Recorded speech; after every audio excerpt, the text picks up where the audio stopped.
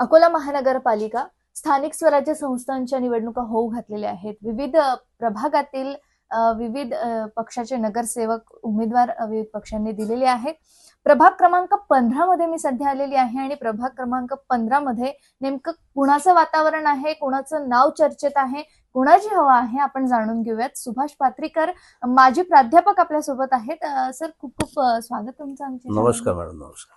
काय सांगाल? मला तर सर्वात आधी हेच जाणून घ्यायचंय की प्रभाग क्रमांक 15 मध्ये नेमक्या अडीअडचणी काय आहेत लोकांच्या? 15 तसा डेव्हलपच होता एरिया, बरं. पण थोडाफार आहेत. बरं. बऱ्यापैकी मनीषा मॅडम होत्या त्या काळात झाल्या, मधल्या कालखंडात नगरसेवक नव्हतेच कोणी, त्याच्यामुळे ते कालखंड पडलाय. बिलकुल. आता काय वाटतं की कोण नगरसेवक जर झालं तर या येणाऱ्या काळामध्ये त्या ज्या काही छोट्या मोठ्या समस्या आहेत प्रभागाच्या त्या संपतील? खरं म्हणजे बीजेपीने खूप चांगले उमेदवार दिलेले आहेत. त्यातले अनुभवी आहेत, जुने आहेत आणि आपण त्याशी डायरेक्ट कॉन्टॅक्ट करू शकतो असे आहेत. म्हणजे शब्दाला महत्व देणारे आहेत. बरेचदा निवडून आल्यानंतर कोणी सहसा फोन केले तर उचलत पण नाही. इथं तसं नाही. मॅडमचं भन्साली मॅडम आहेत, बाळ टाले आहेत, किंवा जे चारही उमेदवार जे आपले आहेत सगळे चांगले उमेदवार, त्यामुळे बरं आहे त्यांचं वातावरण.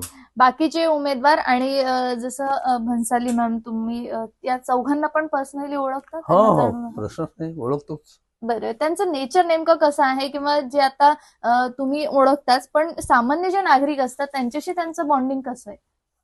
त्या साधारणतः त्यांना जिथं कुठं निमंत्रित केलं असेल हक्कानं ते जातात त्या ठिकाणी. ते अनुभवलो आम्ही. कुठला आपला हा जो मातोश्री गार्डन ट्रॅक आहे त्याच्यामधले जे काही छोटे मोठे कार्यक्रम असतील, महिलांचे हळदी कुंकू असेल किंवा इतर समस्या असतील आरोग्यविषयक, योग विषयक, तर त्या तिथं आपल्याला अटेंडन्स त्यांचं दिसते. बिलकुल काम करतात.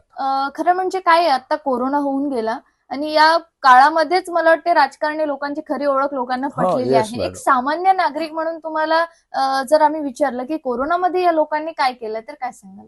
कोरोनामध्ये साधारणतः वातावरण खूप मोठं भीतीग्रस्त होतं. कोणीही समोर यायला समोर नव्हतं येत, पाहत नव्हतं. प्रत्येकाला आपापलं पाहण्याची वेळ त्यावेळेस आलेली होती, ही वस्तुस्थिती आहे. तरी पण या लोकांना असं काही आरोग्यविषयक जर काही प्रॉब्लेम झाले, कॉल वगैरे कोणी केला तर ते पोचून देणे, त्यांनी इंजेक्शन उपलब्ध करून देणे किंवा काय असेल नसेल ते करत होते. ते काम केलं त्यांनी. तर आता येणाऱ्या 15 तारखेला तुम्ही कोणाला निवडून देणार? हे तर खरं म्हणजे गुप्त मतदान पद्धती आहे. मी आताच ओपन नाही करू शकत तुमच्यासमोर. मी आताच माझी मतं सांगितलेलं, बाकीचे काँग्रेसचे लोक दगड मारतील मला. बिलकुल बिलकुल. योग्य उमेदवारांना आम्ही निवडून देऊ. बिलकुल.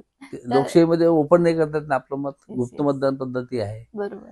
तर आता मी जे बोलून राहिलो यातून तुम्ही, पण तरी काय वाटते विजय कोणाचा होईल प्रभाग 15 मध्ये? विजय तर साधारणतः मागच्या वेळेस सगळं बीजेपीच पॅनल आलेले होते इकडे. इथे अनुप धोत्रे आहेत, म्हणजे त्यांना सपोर्टिंग. सावरकर आहे, रणधीर सावरकर आहेत आणि बाकीची लोक आहेत मोठमोठे. त्यामुळे आणि त्यांचं समाजामधलं जे स्थान आहे ते बऱ्यापैकी चांगलं आहे. लोक तिकडे आकर्षित होतील आणि कमळ फुलवतील अशी अपेक्षा आहे मला. खूप खूप धन्यवाद. थँक्यू. हा आमचा मुलगा आहे.